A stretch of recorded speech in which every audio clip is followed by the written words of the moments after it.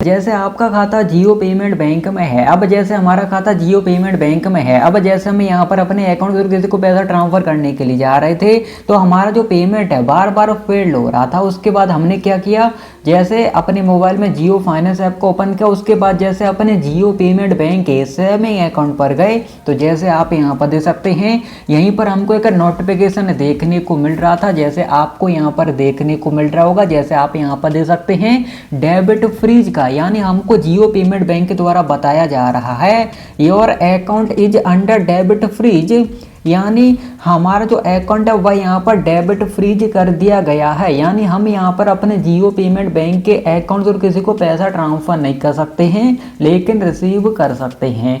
अब इसका सॉल्यूशन क्या है, यानी हमारा अकाउंट अब अनफ्रीज कैसे होगा, तो जैसे यहाँ पर हमको राइट टू अस का ऑप्शन दिया जाता है, जैसे आप यहाँ पर दे सकते हैं। तो जैसे हम यहाँ पर क्या करते हैं, इसी वाले ऑप्शन पर क्लिक करते हैं। जैसे हमने इस पर क्लिक किया तो हमको यहाँ पर देखने को मिलता है डेबिट फ्रीज, यानी हमारा अकाउंट डेबिट फ्रीज कर दिया गया है। अब यहीं पर हमको राइट टू अस का ऑप्शन दिया जाता है, हमको इसी वाले ऑप्शन पर क्लिक करना होता है। अब जैसे हमने इस वाले ऑप्शन पर क्लिक किया तो अब आपको यहाँ पर क्या करना है, इस पर क्लिक करने के बाद फ्रॉम में आपका जीमेल आईडी देखने को मिल जाएगा। ओके, तो आपको वही जीमेल आईडी सेलेक्ट करना होता है जो भी जीमेल आईडी आपके जियो पेमेंट बैंक के अकाउंट के साथ लिंक हो, यानी जो जीमेल आईडी आपके अकाउंट के साथ लिंक है उसी मेल आईडी से मेल सेंड करना होता है जियो पेमेंट बैंक को, तभी आपका अकाउंट अनफ्रीज हो पाएगा।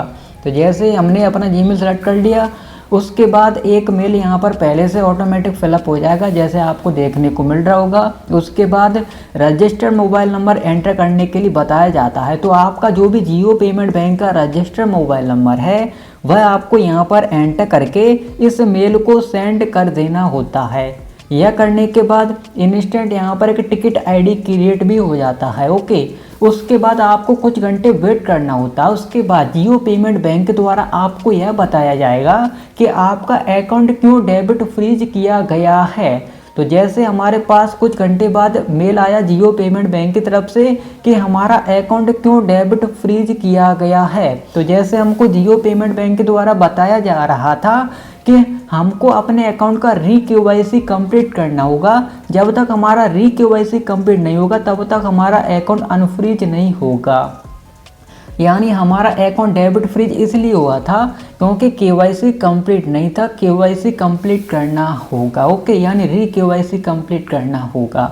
अब जैसे री-केवाईसी कैसे कंप्लीट किया जाता है, तो जैसे यहाँ पर आपको क्या करना, जैसे यहाँ पर स्टेप भी बताई गई कि हमको क्या क्या स्टेप फॉलो करनी है। तो जैसे हमको यहाँ पर कुछ डॉक्यूमेंट बताए गए, जैसे Aadhaar card, passport, voter ID card, NREGA job card, driver licence, हमको कुछ डॉक्यूमेंट यहाँ पर देखने को मिलते हैं। ओके, और यहीं पर आपको नीचे 3 स्टेप देखने को मिलते हैं, स्टेप 1, स्टेप 2, स्टेप 3। तो सबसे पहले आप स्टेप 1 देखें।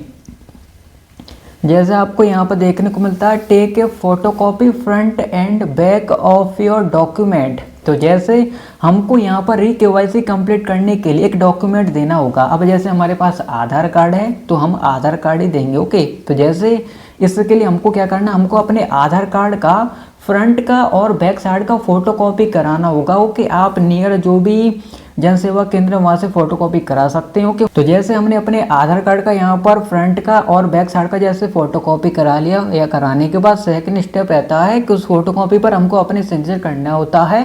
उसके बाद स्टेप 3 कि हमको यहाँ पर अपने रजिस्टर्ड ईमेल आईडी से जियो पेमेंट बैंक को मेल सेंड करना होता है, यानी उसी फोटोकॉपी का यहाँ पर फोटो क्लिक करके सेंड कर देना होता है PDF में। ओके, यह करने के बाद उसके बाद जियो पेमेंट बैंक की तरफ से रिप्लाई आ जाएगा कि आपका अकाउंट अब यहाँ पर अनफ्रीज हो चुका है। ओके, तो जैसे हमने जो फोटोकॉपी है वह यहाँ पर सेंड कर दिया है। अब हमको कुछ टाइम वेट करना, जैसे हमको डेट भी बताया गया था, जैसे हमको एक टाइम पीरियड दिया गया था कि हमको 10 दिसंबर 2025 तक वेट करना है। ओके, यानी यहाँ पर 4 से 5 दिन का वेट करने के लिए हमको बताया जा रहा है। ओके, तो जैसे यहाँ पर सब कुछ सही रहेगा तो हमारा अकाउंट फिर से अनफ्रीज हो जाएगा, कोई प्रॉब्लम नहीं हो।